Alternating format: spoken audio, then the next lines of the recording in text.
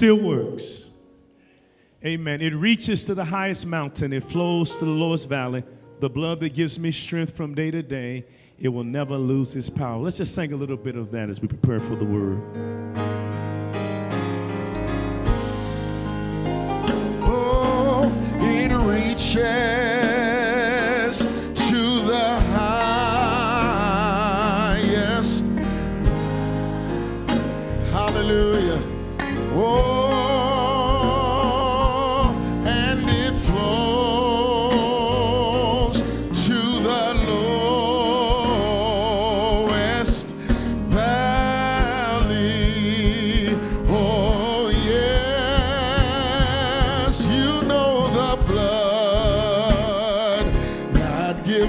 Strength from day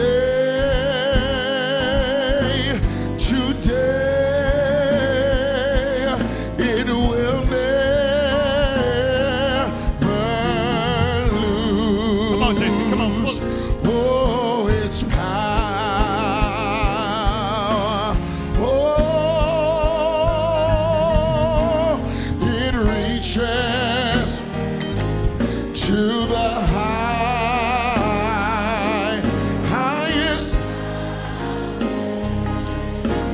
Oh, and you know it flows. Oh, to the low, to the lowest. Oh, yeah. You know the blood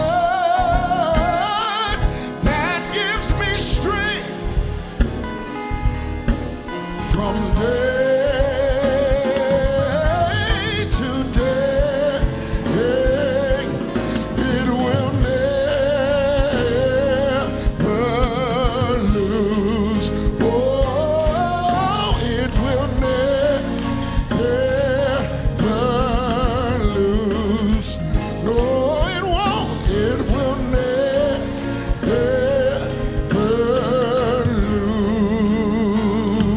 lose its power. Come on, give the Lord praise. Amen.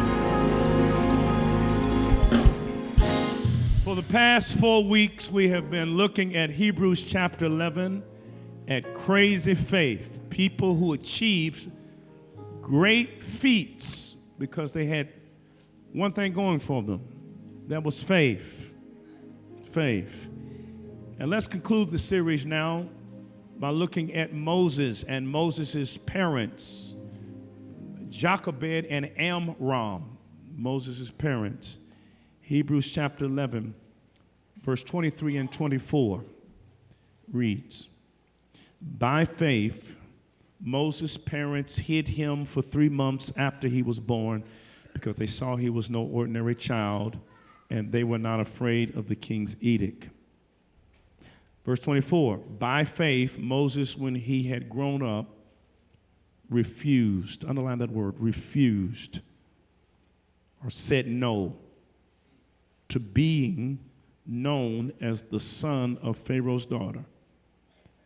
And this is what he said yes to. Verse 25 says, he chose to be mistreated along with the people of God, rather to enjoy the pleasures of sin for a short time. He chose to be mistreated. It was not forced upon him. It was something he voluntarily did. He chose it.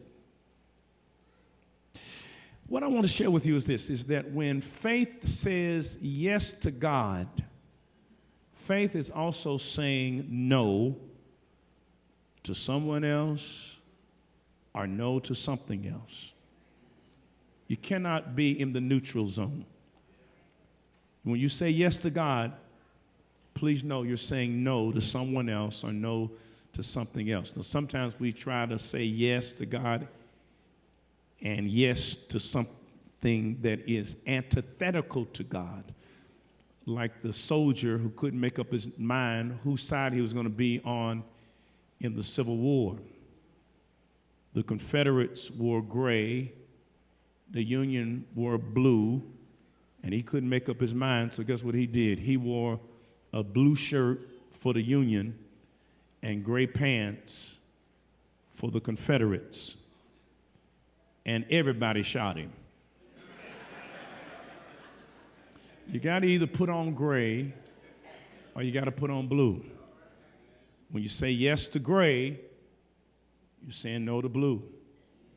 If you say yes to the blue or to the union, you're saying no to the gray. And when you say yes to God, please know that someone or something's going to hear no.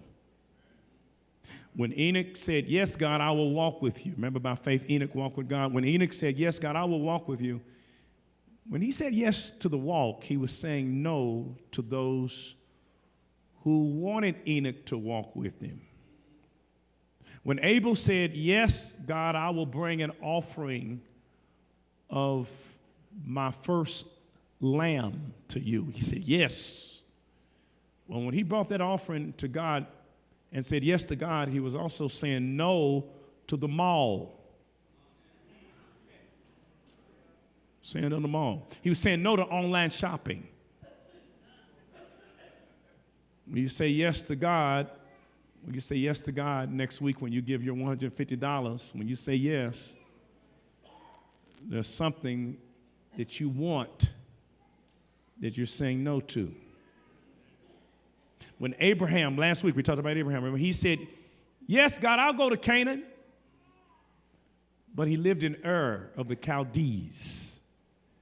So when he said yes to Canaan, he was also saying no to the Ur of the Chaldeans. And that's life. That's life. Any person who says yes to a diet is saying no to Krispy Kreme and some other things. When you say yes in marriage, you're saying no to someone else. Because whenever you say yes, when you say, yes, I want good grades, then you're saying no to hanging around all night. You're saying no to partying all night. And perhaps one of the reasons why we can't get to yes is because we don't want to say no. And this is what made Moses, the big Mo, great. Was because he said yes to God. I will lead your people who are oppressed, who are slaves, into freedom and into a land. But when he said, yes, this is what I will do, God, he was also saying no to something. He was saying no. And verse 24 tells us what he was saying no to. It says, by faith, when he was grown up, refused to be known as the son of Pharaoh's daughter, or he said, no, I will not be the son of Pharaoh's daughter. And the reason why Moses is here in the Hall of Fame is because it took faith for him to say no to Pharaoh's daughter. To say no to Pharaoh's daughter is like saying that Oprah is your mama. Now, Oprah doesn't have any kids. But if she wanted to adopt you, how many would say yes to that? Come on, keep it real. Put Oprah's picture on the screen. That's Oprah. Somebody said, hi, mama.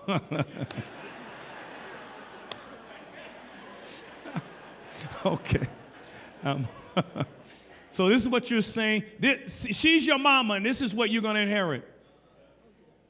And Pharaoh's daughter has more than Oprah.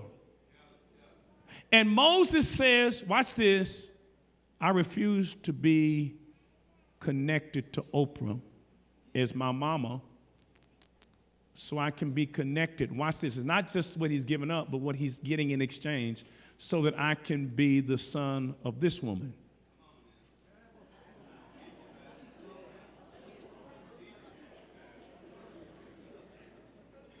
Okay, for some of y'all who don't know who she is.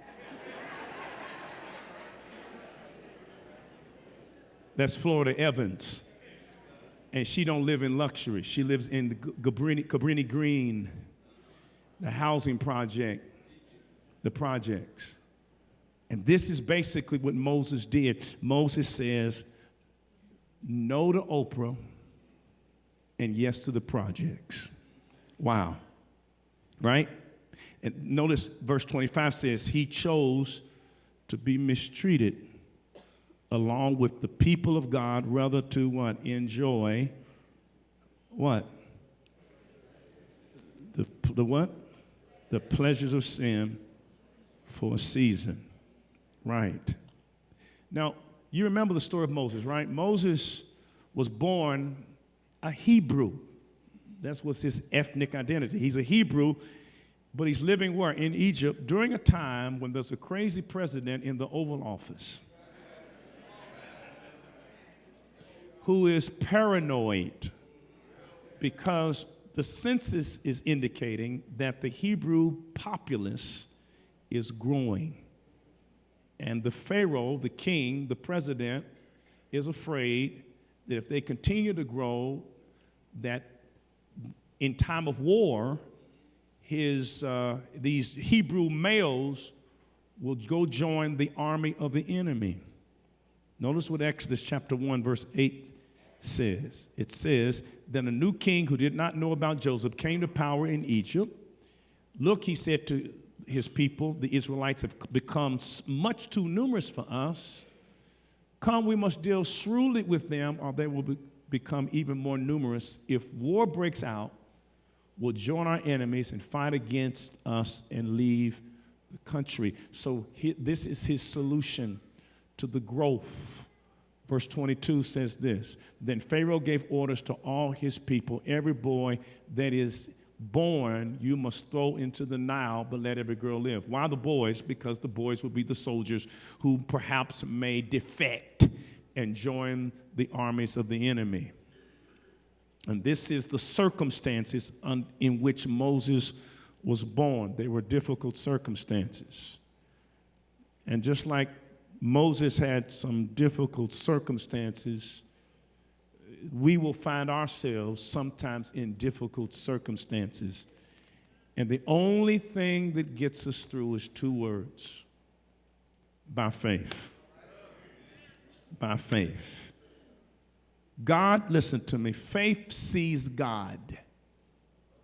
In difficult circumstances, faith always sees God.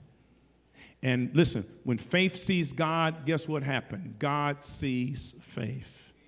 In difficult circumstances, faith sees God, and then God looks at your faith. God sees faith, and God responds by blessing our faith. Now, I want us to look at something very quickly. First of all, consider this, and I want you to see faith being exercised and practiced so you'll know how we're supposed to live by faith. First of all, consider faith to defy the laws of Egypt. The law is take every boy and throw him where? In the Nile River. But notice what it says in Hebrews 11, verse 23 about Moses' parents. It says, by faith, Moses' parents did what? Hid him for 3 months. Hid him for 3 months. They did three things for Moses I think that every parent should do for their child. First of all, they had him. They had him. Now, don't minimize that, because I'm sure that when Moses' mother was giving birth to him, everybody was praying that it would be a girl. Lord, let it be a girl. But guess what? She took the chance and the risk, and she had Moses, and he's a boy. And that took faith to even get pregnant in a circumstance like this. She had him. Amen. Put this down. She not only had him, but after she had him, she hid him. She knew that there were forces out there that were working against him, so she hid him. And there are forces in our world that is working against kids. And parents must not only watch this, have children, but hide children and protect children from the forces that are out there to attempt to destroy them. She had him, she hid him, and then she hipped him. She did not want her son to grow up naive, to believe that there were not some forces out there that were trying to do him harm. She had him, she hid him, she hipped him. Now let me ask you something. By having him and hiding him, what is she doing? She's breaking the law. Should Christians break the law? Well, it all depends on what's the law. Because there are two kinds of laws. There are just laws and there are unjust laws. And Henry David Thoreau taught us back in the 19th century, who influenced Martin Luther King, that Christians moral people have a responsibility to obey just laws. But moral people should never participate or cooperate with unjust laws. Please know that everything legal is not moral.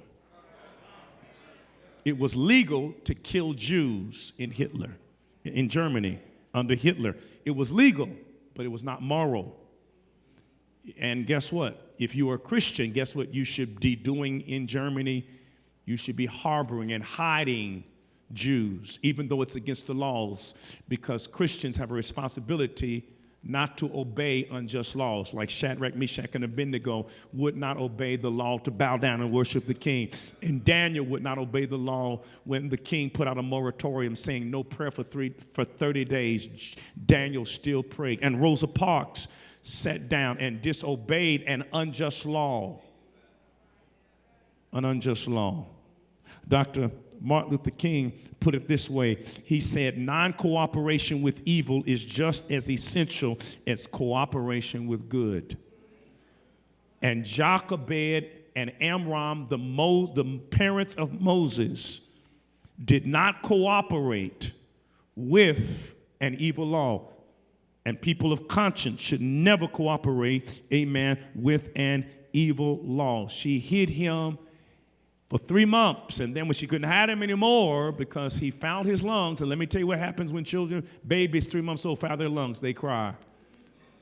And there are Egyptian soldiers who's listening to hear the whimper of in every Hebrew home, thinking, oh, there might be some male in there that's being hid, so she couldn't hide him anymore. So she makes an ark of bulrushes and pitches it with tent to waterproof it, an ark. Where did she get that idea from? Well, she remembered what she learned in Sunday school about somebody else whom God saved in an ark. And she couldn't build one like Moses, but she could build one for herself. And you might not be able to do what other folk can do. You might not have Noah's ark, but you can have Moses' ark.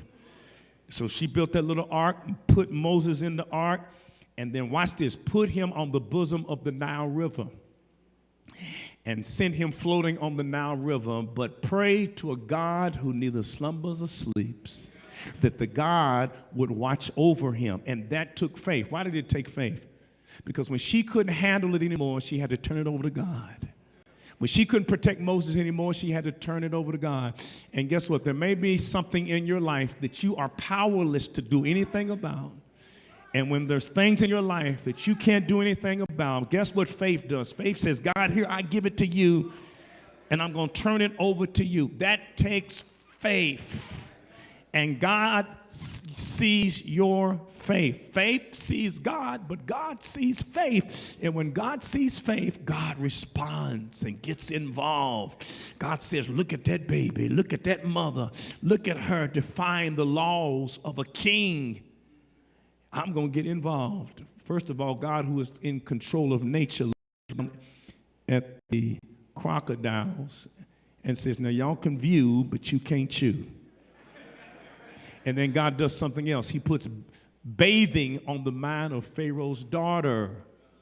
And she goes down to the very Nile River that Moses is floating in.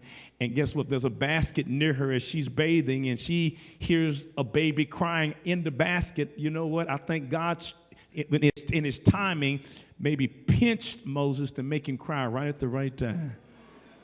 And she says to one of her attendants, go get that basket. And when they get the basket and bring it to Pharaoh's daughter, she says, oh, it's one of the Hebrew boys. And then natural maternal impulses kick in. And she affectionately holds the baby. You got to get this. This is all happening in the Nile. This is the same Nile that her daddy, the Pharaoh, the king, the crazy president, said, I want you to throw all baby boys in. So that same Nile, which means death for some folk, is going to become life for somebody else.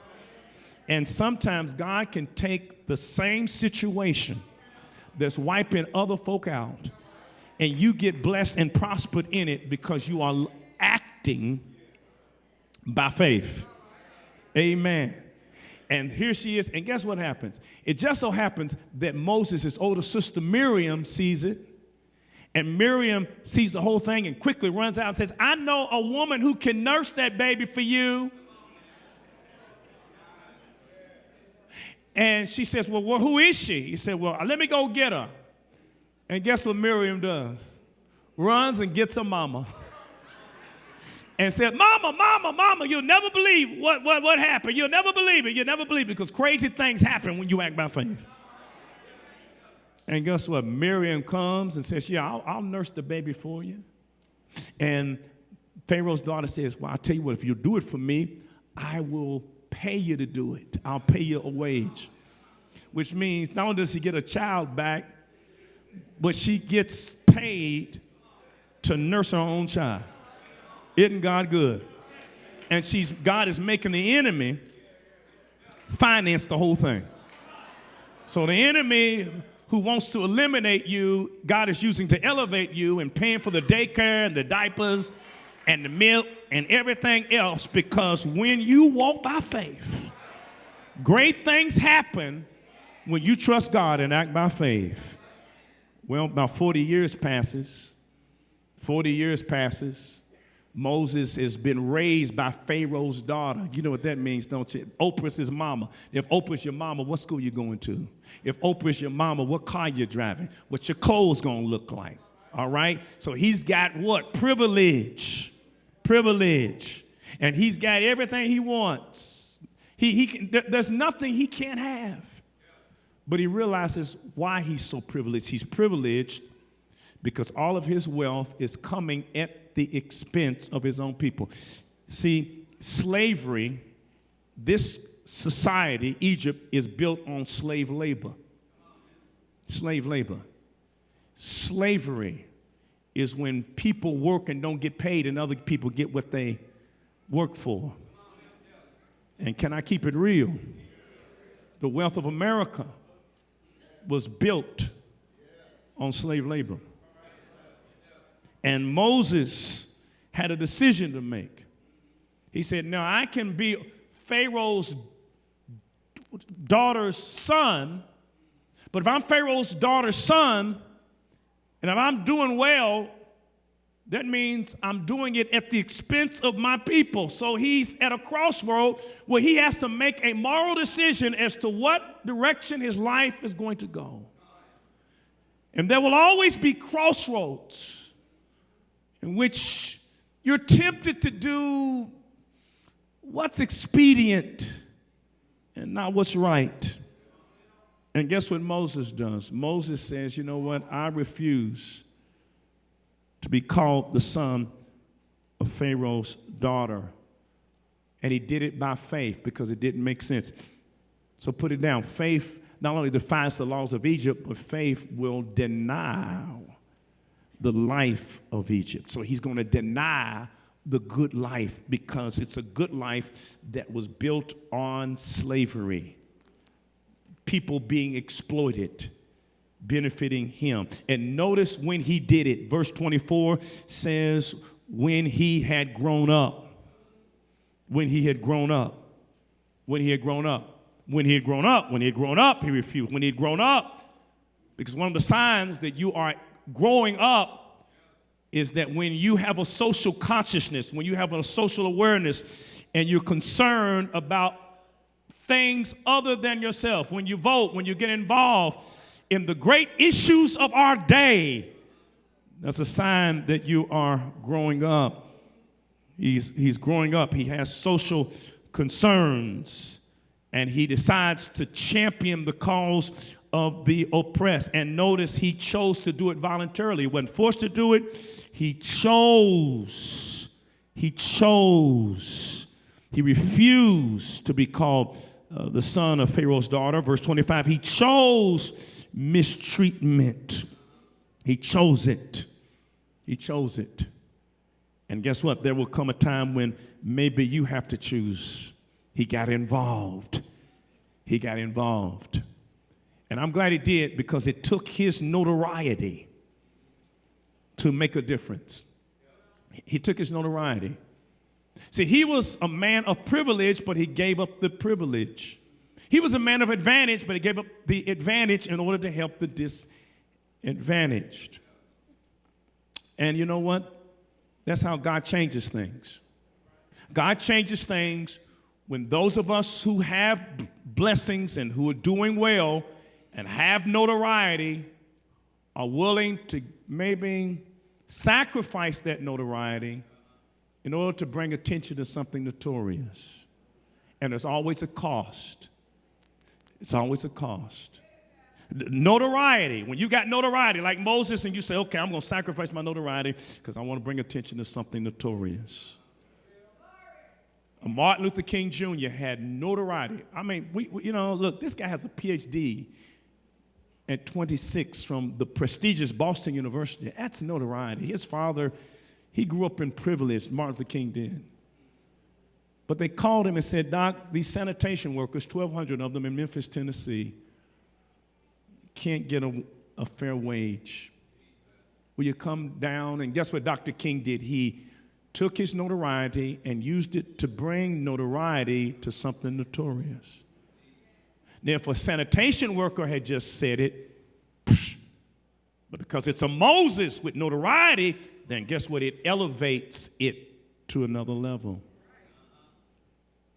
There were a whole lot of people who said the Vietnam War is wrong. But when somebody with the notoriety of a Muhammad Ali uses his notoriety to bring notoriety to something notorious, then guess what? Everybody's talking about it. But the problem, Muhammad Ali, if you use your notoriety to bring notoriety to something notorious, those who benefit from that which is notorious are going to strip you of your for 3 years of your championship. You know, if I had done this, take a knee in San Francisco when the national anthem was played, nobody would say anything because I don't have that kind of notoriety. But if you're the quarterback of the San Francisco 49ers and you got notoriety and you read about Sterling, what's his name?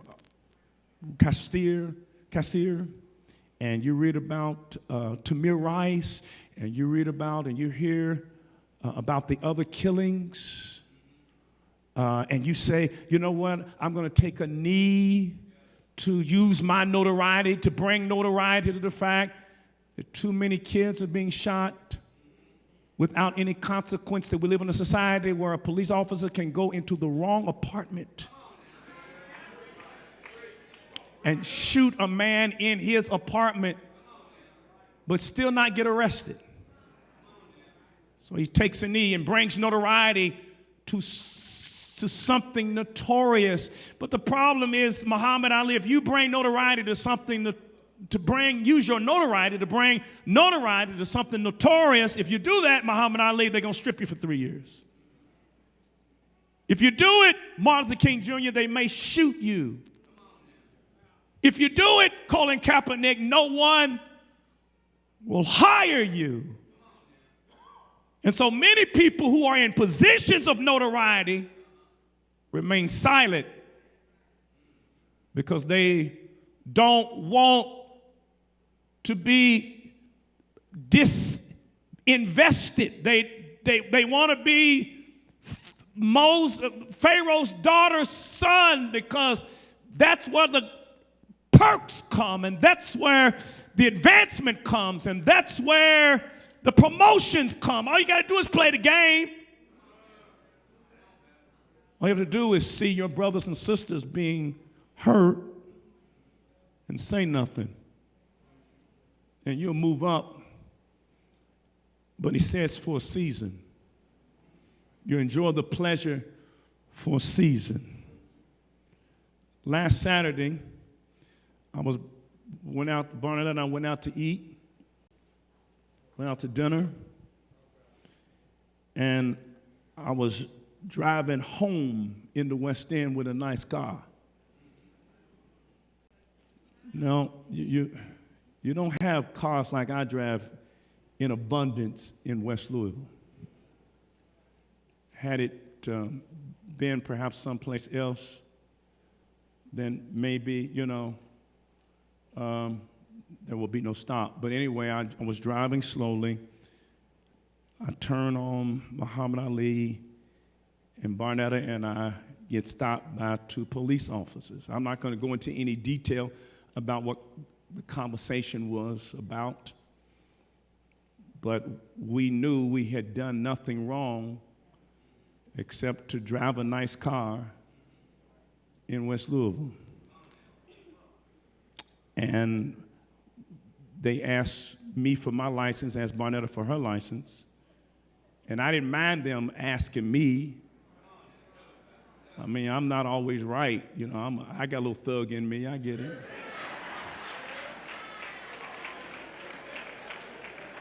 I got a little thug in me. And that's why Barnetta married me. Every real woman wants a man with just a little bit of thug in him. Amen. Makes it interesting every now and then when you got just a little bit of street in you. So I get it. I get it. But when you're asking her and questioning her as though she's done something wrong, and she's done nothing wrong, so I decided to tape it. And that's an act of faith. So I taped it, and then after I saw the tape, we were convinced that it could help our community, it could help the police, it could help the black community, it could help the community, the police, because profiling leads to over-policing. And over-policing leads to high arrest. Over-profiling in our community leads to over-policing. Over-policing leads to our people getting caught up in the judicial system. And it's a whole lot of complex things. I don't have time to go through it. But I had a decision to make. Would I put this in social media? Would I get it out? Because I have notoriety. There have been brothers and sisters for years have been saying, I've been profiled, or I've been picked up, or I've been stopped, and I don't know why I was stopped. But they didn't get a hearing because they didn't have any notoriety. Now, it happened to me. And I could just go on home. I didn't get a ticket. It wasn't no big deal. But then I thought, you know what? Maybe I need to use my notoriety to bring notoriety to this topic. Because if it can happen to anybody, it can happen to everybody. Now, to do that means that you'll be criticized. To do that means you'll be misunderstood. To do that means you put yourself in a difficult situation where people are going to talk about you. And it's not simply the people in the East End who will throw you under the bus.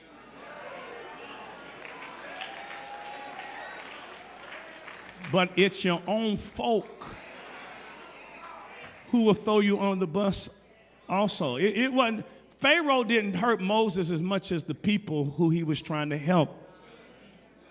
And people do that because we're damaged.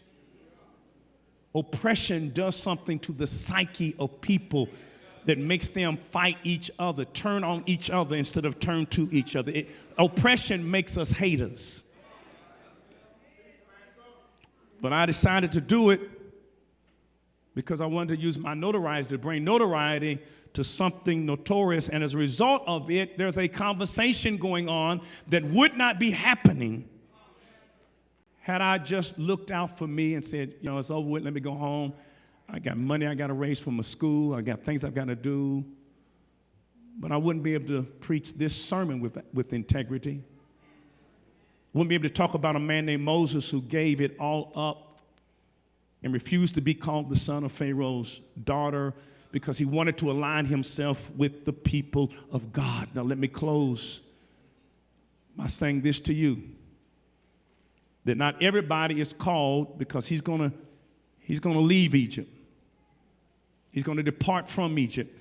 And he's going to take a whole group of people with him. He had the faith to depart the land of Egypt. He's going to leave Egypt. But let me close by saying this, that everybody's not called to do what Moses did. Some of you will leave, for example, the racism of corporate America. But everybody's not called to do that. Some of us are called to stay in Egypt. You know why? Because you need some people at the table. You need some people at the table who can speak for those who can't speak for themselves. I'm so glad that Betty Baye was at the editorial board.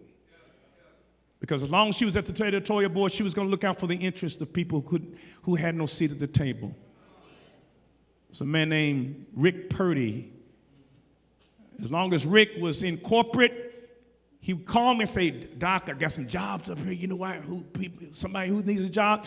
Because guess what? He didn't leave like Moses did. He stayed there to help his people.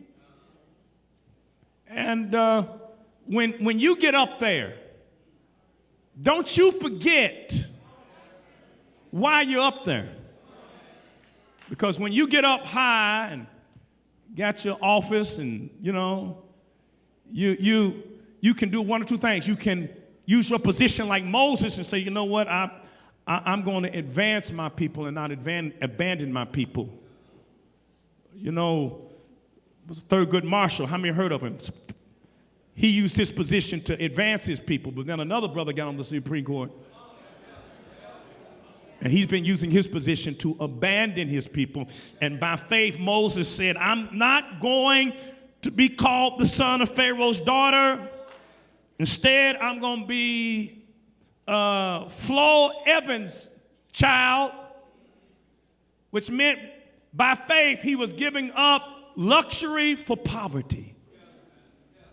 By faith, he was saying, you know what, I'm going to give up all this wealth because I'm going to trust God with people who don't have anything to help them. And if you think that's crazy faith, nobody does that with people that got crazy faith. Nobody does it but those who trust God. And I'm sure there are times when Moses was probably saying, man, this was dumb. And when you exercise faith, there'll be times when the devil will say to you, see, I told you, shut up. Told you, you shouldn't have left that job, or you shouldn't have stood up for something. Told you, look at you now. And Moses probably, there are times when he was out there in the cold in the wilderness with all them folk. And he said, boy, sure it's cold. And the devil said, well, guess what? Had you just shut up and been Pharaoh's grandson, you'd be king now. You wouldn't be in the wilderness, you'd be in the palace. And you know what they ate for 40 years? Manna. And after he got sick of eating that manna, I'm sure there were nights when the devil said to him, seafood, you could be eating filet mignon and lobster. Because whenever you walk by faith, there will always be doubts in your mind, and the devil will always say to you, you shouldn't have done it. But guess what? We trust the God who is invisible. And if you trust the God who is invisible, God will do the impossible. Aren't you glad Moses said yes to God and no to Pharaoh's daughter? Because had he said no to God, then there wouldn't be an Israel. There wouldn't be a Red Sea crossing. There wouldn't have been a tabernacle. If he had said no to God and yes to Pharaoh, then there would not be the Ten Commandments. There would not be the Levitical laws. There would not be the book of Numbers. There would not be the book of Deuteronomy. Had he said yes to Pharaoh, no to God, there wouldn't have been a crossing of the Jordan. There would not have been a Joshua. There wouldn't have been a wind that blew the walls down around Jericho. Had he said no to God and yes to Pharaoh, then there wouldn't have been a Samuel. And he wouldn't have anointed Saul, and there wouldn't have been a king named David, and there wouldn't have been a story about David and Goliath. Had he said no to God, then there would not have been a Solomon and a Jeroboam and a Rehoboam and a Josiah and an Uzziah and a Zedekiah and a Zephaniah. Had he said no to God, there would not have been prophets and sages. There would not have been an Ezekiel. There would not have been a Hezekiah. There would not have been a Zephaniah and there would not have been a Malachi. Had he said no to God, then there would not have been a Joseph, and there would not have been a Mary. There would not have been a Bethlehem. There would not have been a Jesus. And if there had not been a Jesus, then there would not have been any miracles. There would not have been water turning into wine. There would not have been lepers who had been healed. There would not have been hemorrhaging women who were healed. There would not have been a Calvary. If there had not been a Calvary, there would not have been a death. There would not have been a blood shedding. And there would not be a third-day resurrection. There would not be a 40-day ascension. There would not be the birth of a church. There would not be an Augustine. There would not be a Calvin. There would not be a Luther. There would not be a Rauschenbusch. There would not be a Karl Barth. There would not be a Brunner. There would not be the AME Church and the CME Church and the AME Zion Church. There would not be a Baptist church. There'd be no St. Stephen. There'd be no choir. There'd be no heaven. There'd be no hope. But it all started because a man had a choice to do the right thing. And by faith, he did it. It was crazy faith. But God always honors crazy faith. Crazy faith. He refused to be called the son of Pharaoh's daughter. What about you? Let's stand a little bit.